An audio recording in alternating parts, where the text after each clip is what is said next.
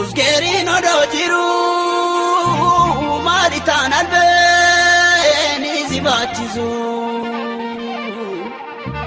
Tafira inobsani gechi adaga namatechizu Hinkabna dabona la vegotati intani jarrame Ufumata embula tirachuk jede singanu harme Singor sar kabita opole sage mirga kabaji Amadu fansi basu tumaga nama dugadam janji Chapsawara sanida Lord Statu akkam ya farda Lord Altu sirra fokkisa gurba Lord Disagari sanyita dasada Lord Gadan Ufak Gabbira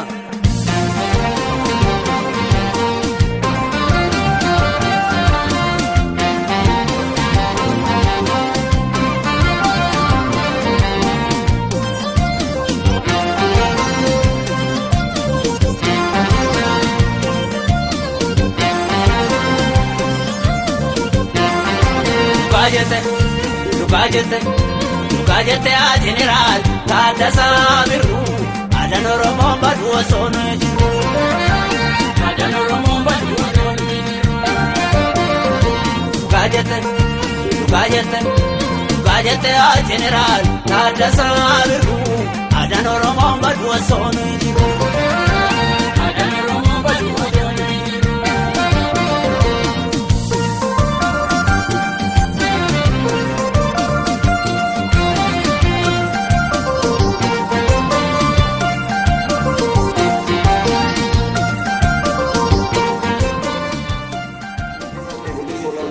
Nashatan harkatu ayat akan berbentuk.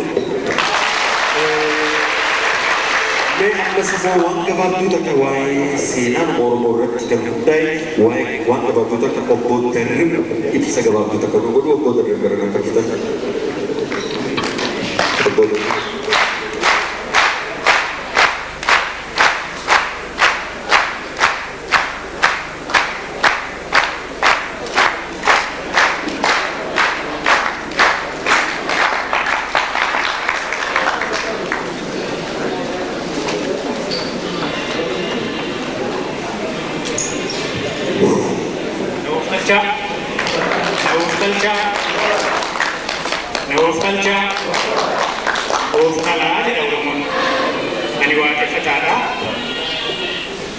Ani Kristan miti, ani Islam miti, ati mali wana jettan, ani waqe fata.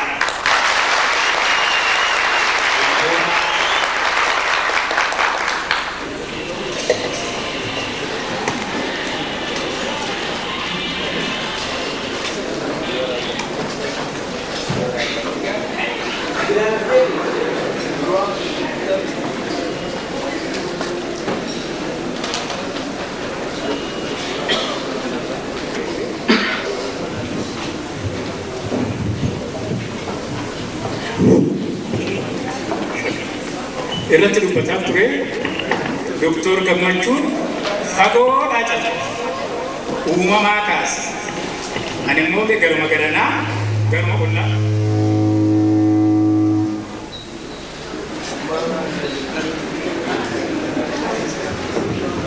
ammoo jedhe kun lola naan qabu laata ijoollee keenya jechaan warreetti kan hojjetu uuman jechaa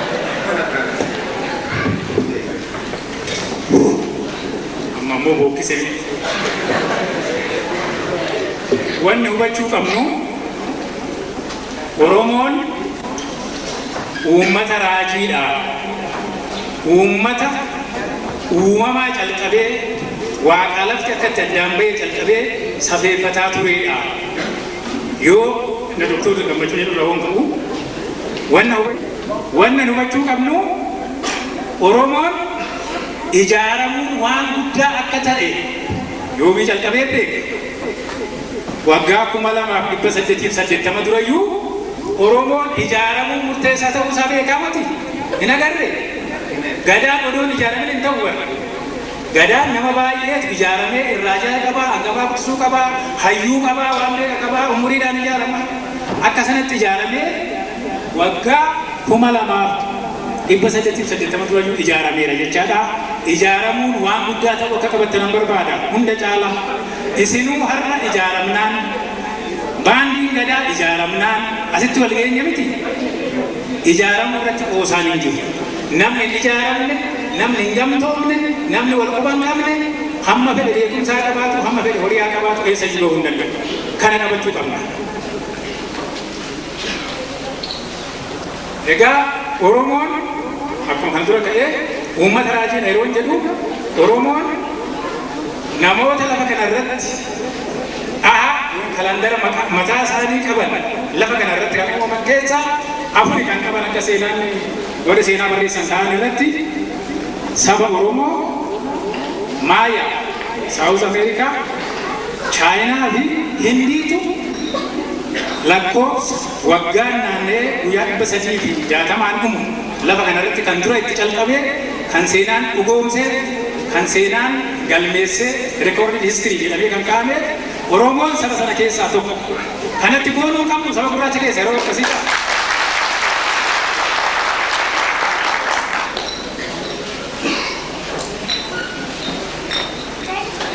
Namoonni keenya Oromoon waan guddaadha waan raajiidha nuun jechaa jirtanii attamitti duubatti hafne har'a walaalle dhuma duubatti hafne maaliif duubatti hafne yoo jedhame wanna ittiin duubatti hafnetu jira.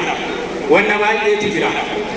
Wanna amantiin keenya seerri bulmaataa keenya diimokiraasii ta'eef aadaan keenya adda ta'eef namoonni alaa hundumtuu dhufan diina nutti ta'anii nu cabsan malee kan nu gargaaran hin jiran. Oromoon Afrikaa keessa taa'ee adda sadii lolaa ture. Habashoon, Juwish, Arabni karaa adda addaa aadaa isaanii, amantii isaanii, humna isaanii nurratti diriirsaa turan. Mee waa tokko waliin haa hubannu. Mootummaan biyya kanaa dargii fuuldura ture. Mootiin isaanii eessaa dhufa? Mootummaan Hastuufi Salamoonii Denaas Juwish ta'uu qabaa bara. Namichi gurraacha'us akka inni itti yaadu, akka inni itti eenyummaan isaa himna gadee guddaa jedhamu Haile Sillaaseen nama Itoophiyaatu ofiin jedhee beeku ani zarii Yihudaati, ani Israa'eelii ofiin jedha. Kanaaf nama keenya miti jecha. Phaaphaasiin immoo hamma bara 1959tti Aleksaanderiyaadhaa shuumamee dhufa malee biyya kana keessa hin ta'u. Mootummaan yeroo hundumaa miila sadiin dhaabata. Aangoo, amantii, ayidooloojii isatti aansee humna waraanaati. Sadan kana malee mootummaan hin dhaabatu. Sadan kana keessa Habashaan kan qabu tokkitti humna waraanaati. Mootummaan Israa'el. Ayidooloojii Aleksaanderiyaadhaa. Kanaaf jarri eessa jiru waggaa meeqa bilisummaan turree kan jedhan ofiifuu garboomanii noonis itti makanii nu garboomsan.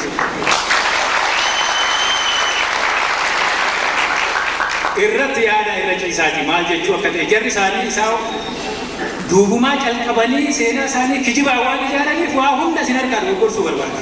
Yeroo har'aa immoo abbaatu of mara jedhe boftii jedhama Maaks Oromoo abbaan beekee sirriitti ani kana ati kana jedhee ilaaluu baannaan akkasumatti gadi of gadhiifnaan akka malee bakki dubbiin ta'a. Oromoo kana dura waggaa 2008 fuuldurayyuu gadaadhaan ijaaramee bushaa ture yoo jennu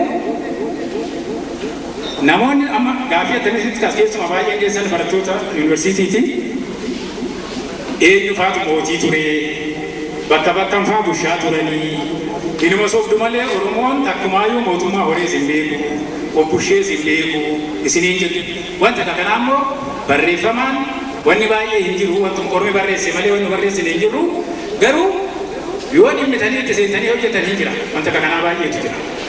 Oromoo kana dura eenyu dura mootummaa federaalaa uume kan bushaa ture. Asirratti kan ilaallu namoota tokko hojjete Oromoon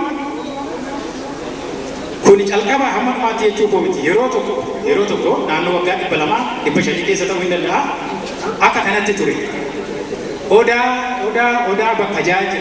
Odaa tokko odaa lama jechuun maal jechuudha? Naashinaal isteet palaas jechuudha. Odaan galma isaati Oromoodhaaf. Mana mootummaa isaati. Bakka mootummaan isaa, ministeerri isaa, manni maree isaa itti wal ga'uu jechaadha odaan isaa. Oromoon yeroo inni odaa jaha qabu ture. Booran hangafa achii kaanaa odaa gaarres jedhama. Achi mootummaan isaa gadaa isaa achitti wal filaa achitti bulcha. Tuulamni odaa nabeetti bulcha. Machi odaa bisin qaba. Walloon odaa makotii qaba. Baarentumaan gara bahaa jechuu kootii jaarsoon wanni naannoon Harartu wal qabate odaa bulchuun Arsiin odaa roobaa odaawwan jedhu akka mukaatti akka hin fudhanne galma Oromoo galma mootummaa Oromoo jechuu kooti. Galmi kun jahanuu adda jiru moo wal quba qabu yoo jedhame immoo wal quba qabu. Adda jiru maa kana mootummaa Oromoon tokko mootummaan turre akkuma yeroo akka bara Masaafitti jedhan san adda ture jechaadha. Jahan kunuu hora walaabuu dhaqaniiti achitti muudamu. Kanaaf jahanuu quba wal qabu wal dabarsuu wal keessumsiisuu ati eenyu ani Macca ani Booranaa ani Tuulama jedhaa busheet uffisee nyaachisee dabarsaa hundumtuu hora walaabuu dhaqaniiti muudamanii deebi'u. Biyya mara dhaqamiti warra muudame hayyuutu dhaqa. Hayyuun achi muudamee wanna rakkina jiru achitti qajeelchatee waa'ee biyya achitti dubbatee san fudhatee biyya isaatti gala. Kanaaf naannoon kun egaa bakka mootummaan adda jiran jechaadha. Mootummoonni kun takka baduu takka fufuu hin danda'u akkuma haalli jiruun.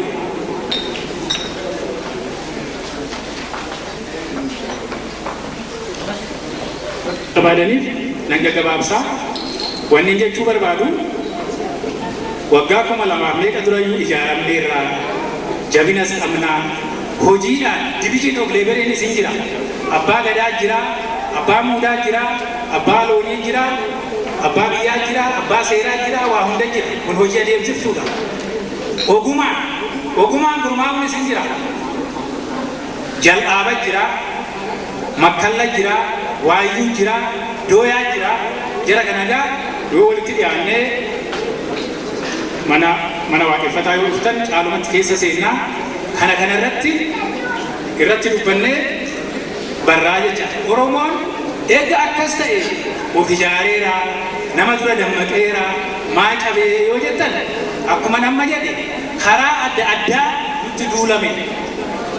Islaamni nutti duule, Turkiin Oromoo waraaneera, Gibsi Oromoo waraaneera, Abashaa waraaneera, Ingiliziif Somaalee walitti makatee waraaneera, Xaaliyaanii waraaneera, Xaaliyaanis ammaa miti dur waraaneera. Poortugaalonni bara 1530 achi dhufanii mootii Abashaa Galaadiyoosii fa'aa gargaaranii marfii qabatanii Oromoo waggaa baay'eedhaaf waraananiiru. Isaan wanta baay'ee kan dhugeesse. Oromoon waraana dhaqu akkasumatti wal faana fiigee dhaqa miti. Akkuma waraana ammaa barateetti sirraa'ee dhaqaa jedhan. Keenya garuu warri keenya namichi tokko haareeti Oromoo abbaa gurmeessaa jedhu seenaa kee danuun dhoksuu kanatti manoon dabsuu jedhee hannutti manin jallisu malee seenaa gaarii qabna. Amma nan gabaabsaa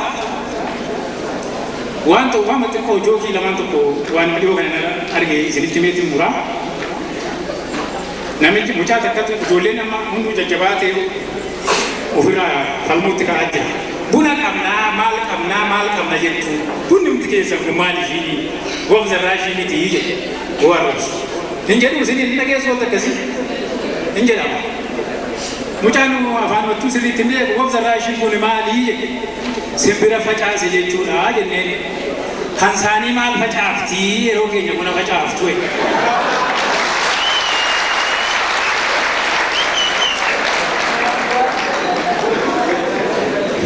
deemne xiqqumatti deebisa.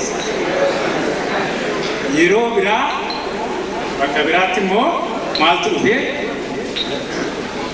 amma amantii keenya kana akkuma malee hin xureessu keessumaa waaqeffataa waan jedhu iyyuu namni baay'een fuula gaarii hin lallaalle kun kiristaana miti islaama miti bineensa wayii ta'uu faara jechuudha. Waaquma tokkotti amanna waaqa nu uumetti amannaa uumamaa waaqa kadhannaa jedha wanni dhaadannoon keenya. Irreessa qabanneet malkaa inni bareeche tulluu inni uume irratti baaneet isa galata galfanna sisuu akkasitti bareechee uumee jenneeti wanna biraa hin qabu. Jecha seexana jedhu kitaabuma wajjin fidanii dhufan malee afaan Oromoo seexana wanda jedhamu hin qabu.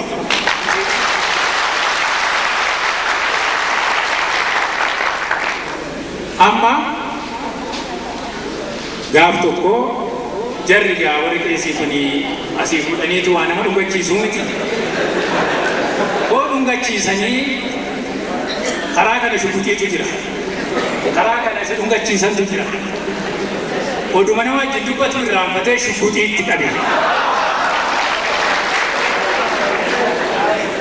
Maaloo safuuyi kan akka keessanii kana baataa safuu maakkas gootanii jedhe namichi inni wallaalaa. Inni sun beeka garuu hankoo meeshaa ammayyaa tana malee Gabreelii fi Yooseefii seefii baatu miti.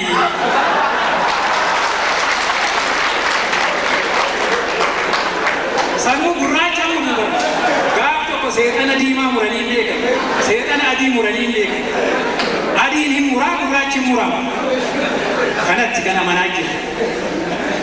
Kanaaf waan dhiwaaquma sana isaaniif gaarii ta'uu danda'a kan isaanii jalaa hin tuqina akkuma isaan waamanitti waamaaf keenya garuu isa sanii gadi miti jedhaati itti hima. Islaamni fi Ortodoksiin humnaan seenanii qawweedhaan seenanii jenneerra Pirotestaantiin xiyyeentee waan allee jedhuun akkasii jettanii isin fedhu akkuma isaan waamanitti waama anallee akkuma of waamutti na waama.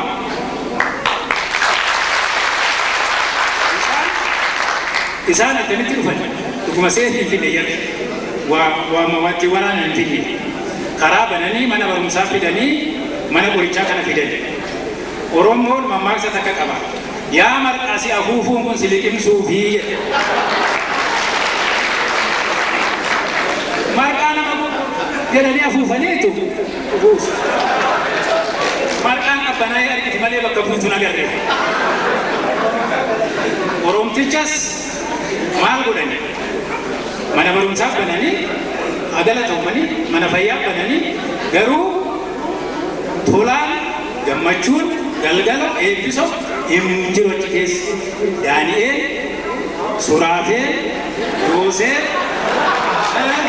karaa liqimfamtan ilaala. Ishii sana liqimsuu dhufani. Kanaaf keenya hanuma keenyatti haa qabannu isaan kan isaaniitiin haa jiraatanii kan eenyuyyuu eenyuu gadi miti. Oromoon fuulduratti yoo of ijaare yoo gamtoome Waaqayyo lafa gaarii irratti nu uumeera. Soorumni aadaa keenyaa immoo soorumma nuyi karaa bunaa karaa warqee qabnu caala. Seenaan Oromoo wanta itti laayya'an miti wanta itti gammadanidha. Kanaaf gara fuulduraatti dhaloonni jirtan haasaa keenya keessa nuti Oromoo miti. Akka nu itti yaadnu, akka nu itti safeeffannu, akka nu itti wal dubbifnu nu harkaa baddeetti. Amma waan namni waa isin harkaa bu'e Gabreeliin ani kanan agarre jettu malee waaqa abbaa koo kana na wajjin jette. Akkasumatti Yesuus jettu harka Gabreeliin akkasiin goone jettu malee sana hin jette. Maaliif nu liqimsanii dhugaa afuufanii nu liqimsanii of keessaa nu baasanii kanarratti itti yaadnee Oromummaa keenya haa jabeessinu. Calqabarra jirraa hundi keenya iyyuu qulqulluu miti. Wannan deebisee ijaaramuun murteessaadha. Seenaan Oromoo bakka baay'eetti awwalee jiru ka'aa jira. Ijoollee har'aatti guddaan itti boona. Keessumaa nu warra hojii mootummaa hojjenna jennee siifachi kaanurra bartoonni amma gara waggaa 8 isaaniiti beektu.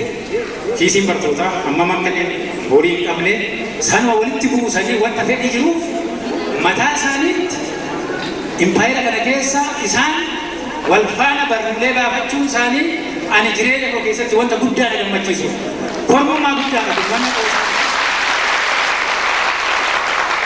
أوسا غابتا مرانو غابتا أدبو بولو غابتا يوما هجتان والدبون جرا والدبون جرا بيا بنين جمع باهر دارين نجرو إن على ما يجرو في إن في نجرو ولي تريموف بالبلو في سوى غريسوف كتان وربادا سنهون دندن أني فكينيا غاري تأجرين واني سنجاب سيس أورمون هنو بتموف ملء يرمى بايه فكينيا غاري تا فكينيا ما شافتوا لما وفرني ما شافتوا لما جرما تصدقته واني جريدي به جرا كينيا سجيسه مراتي ملء أورمون مسيهم سوف أورمون ما نبرم سابنوف توكوكوجوف وقع أفرتم حرقة وفي جارة at least زي advance هذا جالك يا بشان أولما تلما علما هذا الماني برجع وقع أفرتم جرا كذا كذا وفينا كنت practical إلى لا وانت كورو بفتنس يو أرجتنس ما وجد هاجر وجربني odoo mootummaan harka isaanii jiru odoo safuuritiin harka isaanii jiru odoo manni amantii harka isaanii jiru namoota biyya keenya misoomsaa karaa koon baafadha jedhee odoo yaadin abbootiin keenya yaadu cimoodha ijoolleen isaanii immoo harka isa kanatti of ijaaruun isaanii cimoodha kanaaf naaf galchaa kana caalaa baay'isuun barbaadu odoo itti seename oromoon saba itti boonamuudhaa galatooma.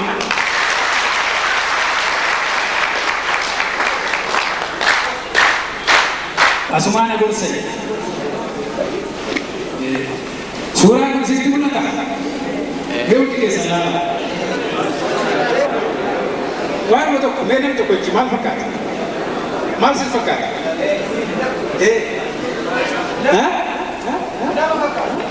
Nama fakat. Dua tu mabari itu muncul batu jerawan nabran kamu. Akka hubat tadi. Namni kan yo kau abai. Yo akka ormaan dubbat ajade yo akka ormaan sirba ajade yo akka ormaan boo ajade irraa fokkisa namichumti kana fakkaatu kun yoo ofirraa galagale yoo kan isaa dhiise waan inni fakkaatu laala